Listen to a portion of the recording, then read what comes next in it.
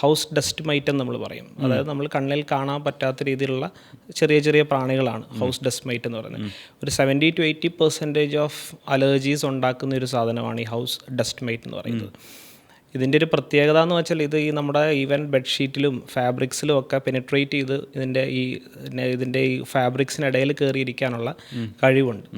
അപ്പം നമ്മൾ നോർമൽ വാഷിങ്ങിൽ പോലും ഇത് നഷ്ടപ്പെട്ടു പോകുന്നില്ല. അത് ആക്ച്വലി ഇതിനെ കൊല്ലാൻ പറ്റത്തില്ല. അപ്പോൾ നമുക്കിത് ചെയ്യാൻ പറ്റുക എന്ന് പറഞ്ഞാൽ ആക്ച്വലി ഒരു ഇളം ചൂടുവെള്ളത്തിൽ 52 ഡിഗ്രി സെൻറ്റിഗ്രേഡ് 60 ഡിഗ്രി സെൻറ്റിഗ്രേഡ് ചൂടുവെള്ളത്തിൽ കഴുകിയാൽ മാത്രമേ ഇതിന് നാശം ഉണ്ടാവുകയുള്ളൂ. That is one thing. പിന്നെ അതുപോലെ തന്നെ വീട്ടിലെ ഹ്യൂമിഡിറ്റി നമുക്കൊരു പരിധി കൂടുതൽ നമുക്കൊന്നും ചെയ്യാൻ പറ്റില്ല, കാരണം അത് അറ്റ്മോസ്ഫിയറിക് ഹ്യൂമിഡിറ്റിയാണ്.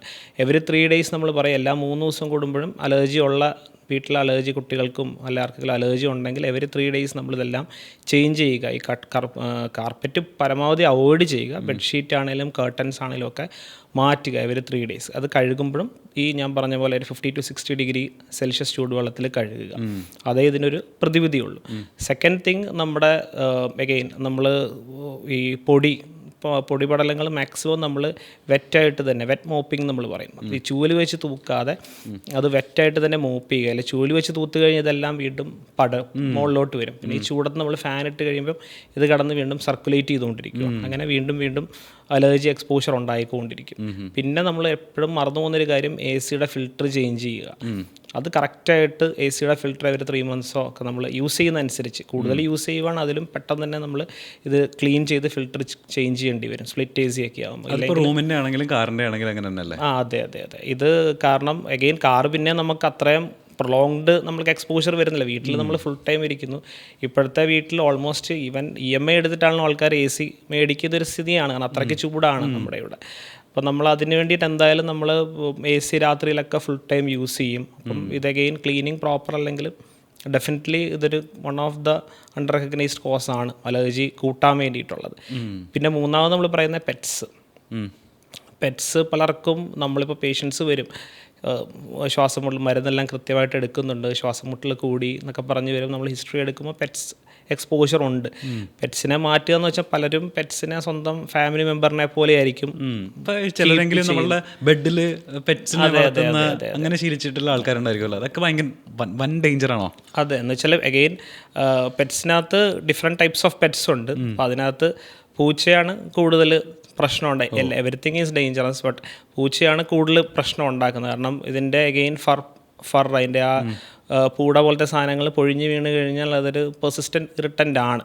നമുക്ക് മാക്സിമം ഭയങ്കര സിവിയർ അലർജി ഉള്ള ആൾക്കാരാണ് നമ്മൾ പെറ്റ്സിനെ അവോയ്ഡ് ചെയ്യാൻ തന്നെ പറയും. അവോയ്ഡ് ചെയ്യുക എന്ന് വെച്ചാൽ ബെഡിൽ കയറ്റുക മാത്രമല്ല ഫാമിലി ഹൗസിൽ തന്നെ മാറ്റാനേ നമുക്ക് ഫസ്റ്റ് അഡ്വൈസ് കൊടുക്കുകയുള്ളൂ. പക്ഷേ പലർക്കും പറ്റാത്ത സിറ്റുവേഷൻ നമുക്ക് പിന്നെ ചെയ്യാൻ പറ്റുന്നത് ഇടയ്ക്കിടയ്ക്ക് ഇതിനെ കുളിപ്പിക്കുക, അറ്റ്ലീസ്റ്റ് ഷാമ്പൂ ഒക്കെ ഇട്ട് തന്നെ കുളിപ്പിക്കുക. സോ ദാറ്റ് ഇത് അലർജി ഷെഡ് ചെയ്യുന്നതിൻ്റെ അളവ് കുറച്ചൊന്ന് നമുക്ക് കൺട്രോൾ ചെയ്യാൻ പറ്റും. ദറ്റ് ഈസ് വൺ മോഡ് നമുക്ക് ഇത് കൺട്രോൾ ചെയ്യാൻ വേണ്ടിയിട്ടുള്ളത്. പിന്നെ എഗെയിൻ നമ്മൾ ഭയങ്കര ഇറിറ്റൻ്റ് ആയിട്ടുള്ള ഫ്രാഗ്രൻസ് കൂടുതൽ മണം കിട്ടട്ടെ എന്നോർത്ത് കൂടുതൽ പെർഫ്യൂംസ്, എസ്പെഷ്യലി ക്ലോസ്ഡ് സ്പേസിൽ നമ്മൾ പെർഫ്യൂംസ് യൂസ് ചെയ്യുവാണെങ്കിൽ സെൻസിറ്റീവ് ആയിട്ടുള്ള ആൾക്കാർക്ക് അതൊരു അക്യൂട്ട് അറ്റാക്ക് ഓഫ് ആസ്മ വരെ ഉണ്ടാക്കാനുള്ളൊരു പോസിബിലിറ്റി ഉണ്ട്. പിന്നെ നമ്മൾ ഇപ്പം ഒരു പേഷ്യൻ്റ് നമുക്കൊരു 2 weeks ബാക്ക് വന്നിരുന്നു. അതായത് അവർ അമ്പലത്തിലെ പൂജാരിയാണ്.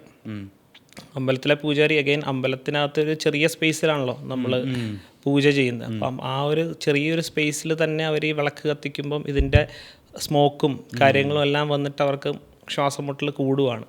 അപ്പോൾ ഇവിടെ നമുക്ക് ഒരു പരിധിയുണ്ട്, നമുക്ക് ട്രീറ്റ് ചെയ്യാൻ പറ്റും, പക്ഷേ അത് അവരുടെ ഒരു പ്രൊഫഷനാണ്. അപ്പം അങ്ങനത്തെ കുറച്ചൊരു കോംപ്ലിക്കേറ്റഡ് സിറ്റുവേഷൻസ് നമ്മൾ പലപ്പോഴും ലാൻഡ് അപ്പ് ചെയ്യാറുണ്ട്. ചില പേഷ്യൻസിനോട് നമുക്ക് ജോലി തന്നെ മാറ്റേണ്ട ഒരു അവസ്ഥയിലോട്ട് വരാറുണ്ട്. കാരണം എത്ര മരുന്ന് കൊടുത്താലും നമ്മൾ ആ ബാക്കി അലർജിക് അറ്റ്മോസ്ഫിയറിൽ പോകുക, അല്ലെങ്കിൽ ഇറിറ്റൻ്റ് അറ്റ്മോസ്ഫിയറിൽ ചെല്ലുവാണെങ്കിൽ അവർക്ക് ആ സിംറ്റംസ് നിലനിൽക്കുക തന്നെ ചെയ്യും.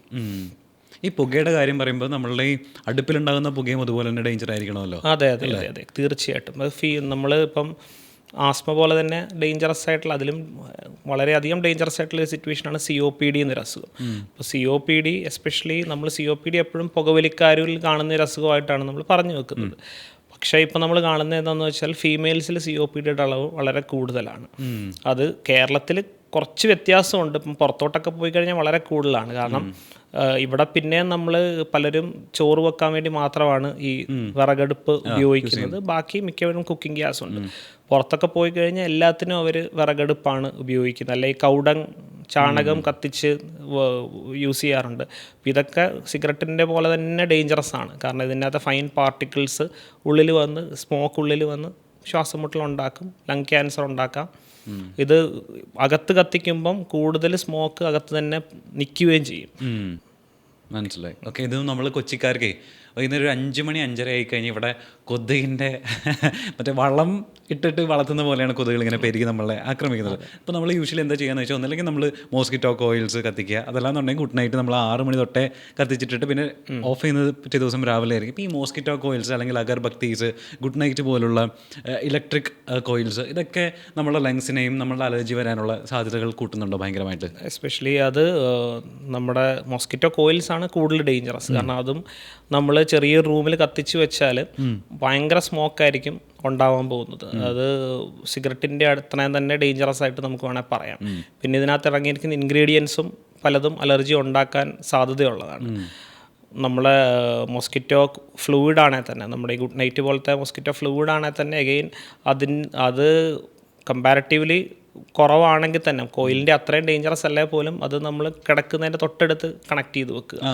അപ്പം നമുക്ക് അതിൻ്റെ ഫ്രാഗ്രൻസ് കിട്ടുന്ന രീതിയിലൊക്കെ വെച്ച് കഴിഞ്ഞാൽ അതും നമുക്ക് അലർജി ഉള്ള ആൾക്കാരിൽ പ്രശ്നം ഉണ്ടാക്കാം. അത് നമ്മൾ യൂസ് ചെയ്യുവാണെങ്കിൽ അത് കണക്ട് ചെയ്ത് വെക്കുന്ന സമയത്ത് നമ്മൾ ആ റൂമിൽ അവോയ്ഡ് ചെയ്യുക, ആ സമയത്ത് അങ്ങോട്ട് പോകാതിരിക്കുക. അതാണ് ചെയ്യണം. കൊതുകിന് പിന്നെ നമുക്ക് കൊതുകിനെ മാറ്റാൻ പറ്റുന്ന കൊതുക് വല കെട്ടുക എന്നുള്ളതാണ്. കൊതുക് വല കെട്ടിക്കഴിഞ്ഞാൽ വീണ്ടും ഞാൻ നേരത്തെ പറഞ്ഞ പോലെ ഈ അലർജിക് സാധനങ്ങൾ അതിനകത്തൊന്നും പൊടിയും പ്രശ്നങ്ങളും ഉണ്ടാവും. അപ്പം ഏറ്റവും ബെസ്റ്റ് മെത്തേഡ് എന്ന് വെച്ചാൽ നമുക്ക് compared to all other methods നമുക്ക് മോസ്കിറ്റോ റിപ്പല്ലൻറ്റ് ഫ്ലൂയിഡ്സ് ഒക്കെ ആയിരിക്കും. പക്ഷേ അതിനും അതിൻ്റേതായ ഡേഞ്ചറസ് ഉണ്ട്. നമ്മൾ അതിൻ്റെ ഫ്രാഗ്രൻസ് കൂടിയതും കുറഞ്ഞതും ഉണ്ട്. കൂടുതൽ സ്മെല്ല് കിട്ടുന്ന സാധനം യൂസ് ചെയ്യാതിരിക്കുക. അത് പലർക്കും എസ്പെഷ്യലി സെൻസിറ്റീവ് ആയിട്ടുള്ള ആൾക്കാർക്ക് അലർജി കൂട്ടാൻ അത് മതി. പിന്നെ ഒരിക്കലും അത് ഈ മോസ്കിറ്റോ റിപ്പല്ലൻറ്റ് ഒരു പരിധി കൂടുതൽ നമ്മളൊരു അക്യൂട്ട് ആസ്മ ഉണ്ടാക്കുന്ന രീതിയിൽ കണ്ടിട്ടില്ല. പക്ഷേ കോയിൽസ് ഭയങ്കര ഡേഞ്ചറസ് ആണ്. കാരണം അത് കോയിൽസ് ആണല്ലോ, അഗർബത്തിയാണ്. ഞാൻ ഇന്നാൾ പറഞ്ഞ പോലെ ഒരു പ്രീസ്റ്റിൻ്റെ കാര്യം പറഞ്ഞല്ലോ, അമ്പലത്തിലെ പൂജാരി, ഇതൊക്കെ ഇതുപോലത്തെ സാധനങ്ങളൊക്കെ ചെറിയ സ്പേസിൽ കത്തിക്കുമ്പോഴാണ് മെയിൻ പ്രശ്നം. പൂജാമുറിയിൽ നമ്മൾ അഗർബത്തി കത്തിക്കുമ്പോഴും ഒക്കെ ഇതേ ഇഷ്യൂസ് വരാം. ഇതിപ്പോൾ നേരത്തെ ഡോക്ടർ ബെഡ്ഷീറ്റ് മാറ്റുന്ന കാര്യം പറഞ്ഞല്ലോ, വൺസ് ഇൻ എ വീക്കെങ്കിലും നമ്മൾ ബെഡ്ഷീറ്റ് മാറ്റണം, 3 days മാറ്റണം. 3 days മാറ്റണം. ഇത് ബെഡ്ഷീറ്റും പില്ലോസും പിന്നെ ആൾക്കാർ ശ്രദ്ധിക്കുമെന്ന് തോന്നുന്നു. അതിനപ്പുറത്തേക്ക് നമ്മൾ ഡെയിലി കുളിക്കുമ്പോൾ ഉപയോഗിക്കുന്ന ടവലുണ്ടല്ലോ, ഈ ടവൽസ് എത്ര ദിവസം കൂടുമ്പോൾ മാറ്റണം എന്നാണ് റെക്കമെൻഡ് ചെയ്യുന്നത് നിങ്ങൾ ഡോക്ടേഴ്സ്? ടവൽസും ഡെയിലി തന്നെ വാഷ് ചെയ്യുന്നതാണ് ഏറ്റവും ബെസ്റ്റ്. കാരണം അതിനകത്ത് ഈ ടവൽസ് നമ്മൾ എത്ര കഴുകിയിട്ട് വെച്ചാലും ഒരു ഈർപ്പമയം ഉണ്ടാകും. അപ്പം അത് ഈർപ്പം നിൽക്കുന്നതാണ് ഏറ്റവും ഡേഞ്ചറസ് ആയിട്ടുള്ളൊരു സംഭവം. ലൈക്ക് അതിനകത്താണ് ഈ ഫംഗൽ ഗ്രോത്തും കാര്യങ്ങളും ഒക്കെ ഉണ്ടാകുന്നത്. അപ്പം അതും നമ്മൾ എത്രയും പെട്ടെന്ന് റീപ്ലേസ് ചെയ്യാൻ പറ്റുന്നോ അതായിരിക്കും ഏറ്റവും ബെസ്റ്റ്. അതും ചൂടുവെള്ളത്തിൽ തന്നെ കഴുകിയിടുക. ജസ്റ്റ് ലൈക്ക് നമ്മുടെ കോമൺ യൂസ് ചെയ്യുന്ന നമ്മുടെ പില്ലോ പോലെ തന്നെ നമ്മൾ തോർത്തും ടവൽസും ഒക്കെ കാണേണ്ടതാണ്. ഇപ്പോൾ നമ്മൾ ഇരുന്ന് സംസാരിക്കുന്ന ഒരു സമ്മർ സീസണിലാണ്. ഇപ്പോൾ ഇലക്ട്രിക് ഷോപ്പുകളിൽ AC-യുടെയും ഈ പറയുന്ന പോലെ കൂളർമാരുടെയും ഏറ്റവും കൂടുതൽ സെയിൽ നടക്കുന്ന ഈ മന്താണെന്നാണല്ലോ യൂഷ്വലി പറയുന്നത്. നമ്മൾ കിടന്നുറങ്ങുന്ന സമയത്ത് നമ്മളുടെ അലർജി കൂട്ടാൻ വേണ്ടിയിട്ട് അല്ലെങ്കിൽ അലർജി കുറയ്ക്കാൻ വേണ്ടിയിട്ട് AC ഇട്ട് കിടന്നുറങ്ങുന്നതാണ് അല്ലെങ്കിൽ ഫാൻ ഇട്ട് കിടന്നുറങ്ങുന്നതാണ് നിങ്ങൾ യൂഷ്വലി ഡോക്ടേഴ്സ് അഡ്വൈസ് ചെയ്യുക? അല്ല, AC-യുടെ ഒരു ഫാൻ പ്രിഫറബിളി നമ്മൾ എസ്പെഷ്യലി പൊടിയുള്ളൊരു സിറ്റുവേഷൻ ആണെങ്കിൽ ഫാൻ നമുക്ക് കൂടുതൽ പ്രശ്നം ഉണ്ടാക്കത്തേ ഉള്ളൂ, ഈ പൊടി കൂടുതൽ സ്പ്രെഡ് ആക്കത്തേ ഉള്ളൂ. AC ഒരു തീരെ ലോ ടെമ്പറേച്ചർ അല്ല, ഒരു 24-25 ഡിഗ്രീസിൽ നമുക്ക് മെയിൻറ്റെയിൻ ചെയ്യാൻ പറ്റുന്നു. And it is A well maintained AC. അതാണ് ഏറ്റവും ഇമ്പോർട്ടൻ്റ്. അത് പ്രോപ്പർലി സർവീസിങ് കഴിഞ്ഞ് ഫിൽറ്ററും ഒക്കെ മാറ്റി AC ആണെങ്കിൽ, ആൻഡ് അഫോർഡബിലിറ്റി ഒരു പ്രശ്നമാണല്ലോ. അപ്പോൾ അഫോർഡബിൾ ആയിട്ടുള്ള ആൾക്കാരാണെങ്കിൽ that will be A better option. നമുക്ക് ഒരു 24 താഴെ പോയി കഴിയുമ്പോൾ കുറച്ചുകൂടെ ഡ്രൈ എയർ ഉള്ളിൽ വരാനും കോൾഡ് എയർ എക്സ്പോഷർ ഉണ്ടാവാനും സാധ്യതയുണ്ട്. അപ്പോൾ അതിന് മുകളിൽ ടെമ്പറേച്ചറിൽ കീപ്പ് ചെയ്ത് നമുക്ക് AC യൂസ് ചെയ്യുന്നതായിരിക്കും ബെറ്റർ ഓപ്ഷൻ. ഇപ്പോൾ ഡോക്ടർ നമ്മൾ പൊല്യൂഷൻ്റെ കാര്യം പറഞ്ഞല്ലോ. അപ്പോൾ കൊച്ചി പോലുള്ള സ്ഥലത്ത് നമ്മൾ പുറത്തേക്ക് ഇറങ്ങുന്ന സമയത്ത് നമുക്ക് ഭയങ്കര പ്രയാസമാണ്. അതേപോലെ തന്നെ നമ്മൾ സ്മോക്കിങ്ങിലേക്ക് വരുന്ന സമയത്ത് ഒരാൾ സ്മോക്ക് ചെയ്യുന്ന ഒരാൾക്കാണോ അല്ലെങ്കിൽ അത് ശ്വസിക്കുന്ന ഒരു ചെയിൻ സ്മോക്കർക്കാണോ കൂടുതൽ അപകടം പറഞ്ഞിരിക്കുന്നതെന്നാണ് പറയുക?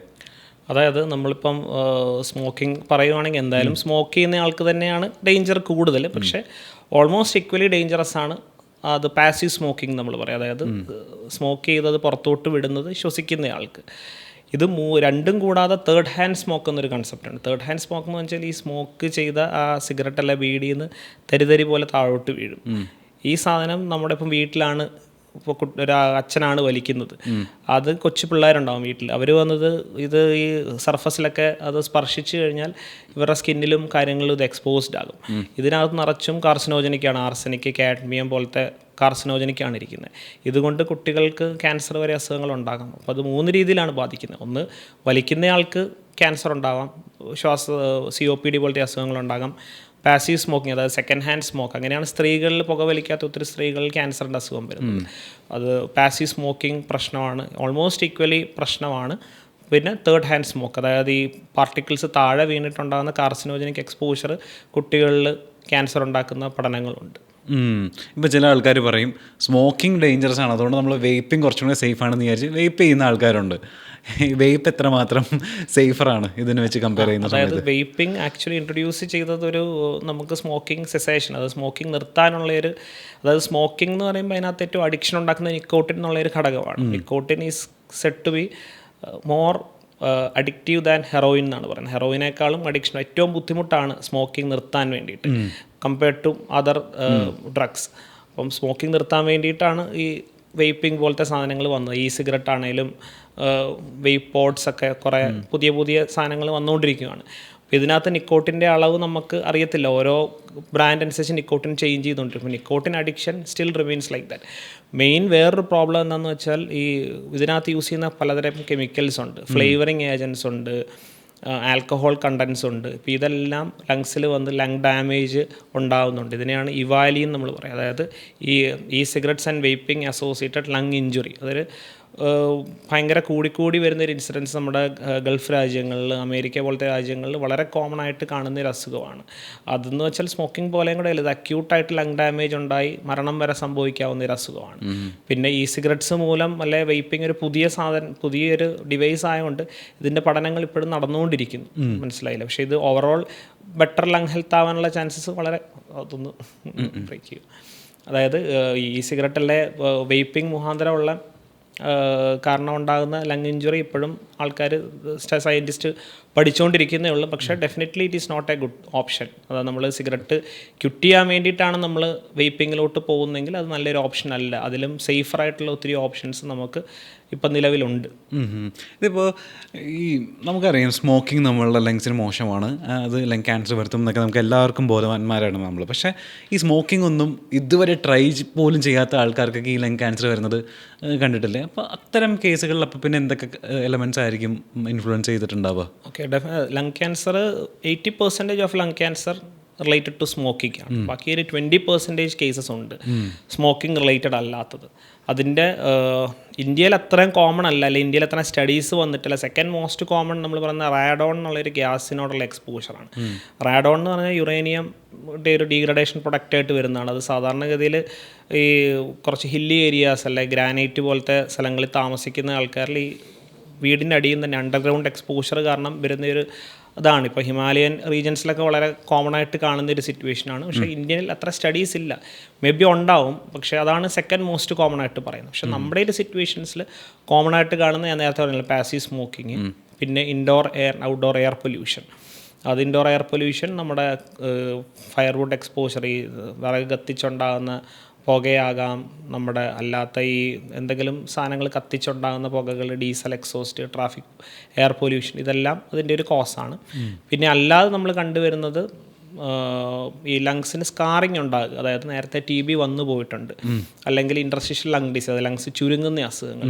അപ്പോൾ ഇങ്ങനെ സ്കാറുകൾ ഉണ്ടാകുക, അത് ലങ്സിൽ പാടുകൾ ഉണ്ടാകുക. അതുപോലെ COPD എന്നുള്ളൊരു അസുഖം. COPDയിൽ ചിലപ്പം ഈ ബുള്ള എന്ന് പറയും. അത് ബുള്ള എന്ന് പറഞ്ഞാൽ ലങ്സിലൊരു കമളകൾ പോലെ ഉണ്ടായി നിൽക്കും. അപ്പോൾ ഇതിനകത്തൊക്കെ എന്താ പറ്റുന്നത് വെച്ചാൽ എയർ കയറിക്കഴിഞ്ഞാൽ പുറത്തോട്ട് പോകത്തില്ല, അതിനകത്ത് ഇങ്ങനെ സർക്കുലേറ്റ് ചെയ്തുകൊണ്ടിരിക്കും. അപ്പോൾ ഒരു കാർസിനോജൻ കയറിയാലും അതിനകത്ത് ഇങ്ങനെ സർക്കുലേറ്റ് ചെയ്ത് എക്സ്പോഷർ വന്ന് അത് ക്യാൻസറായി മാറാം. അതുപോലെ ലങ് സ്കാറിങ് വരുന്ന സിറ്റുവേഷൻസിൽ ക്യാൻസറായി മാറാം. അതായത് ലങ്സിൽ കേടുപാടുകൾ വന്നു കഴിഞ്ഞാൽ ഇൻ ഫ്യൂച്ചറിൽ അതൊരു ക്യാൻസറായി മാറാം. പിന്നെ കാണുന്നത് ജനറ്റിക് മ്യൂട്ടേഷൻസുകളാണ്. അത് എസ്പെഷ്യലി നോൺ സ്മോക്കേഴ്സിൽ ഇപ്പം വളരെ കോമൺ ആയിട്ട് ക്യാൻസർ വരുന്ന സ്ത്രീകളിലൊക്കെ നമ്മളിപ്പം ലങ് ക്യാൻസറിൻ്റെ സ്റ്റഡീസ് ചെയ്യുമ്പോൾ നമ്മൾ അവിടുന്ന് ബയോപ്സി എടുത്ത് അതിൻ്റെ ജനറ്റിക് ടെസ്റ്റിംഗ് ചെയ്യുമ്പം ഡിഫറെൻറ്റ് ടൈപ്സ് ഓഫ് മ്യൂട്ടേഷൻസ് നമ്മൾ കണ്ടുവരുന്നുണ്ട്. ഈ മ്യൂട്ടേഷൻസും ഒരു രീതിയിൽ ക്യാൻസർ ഉണ്ടാക്കാവുന്നതാണ്.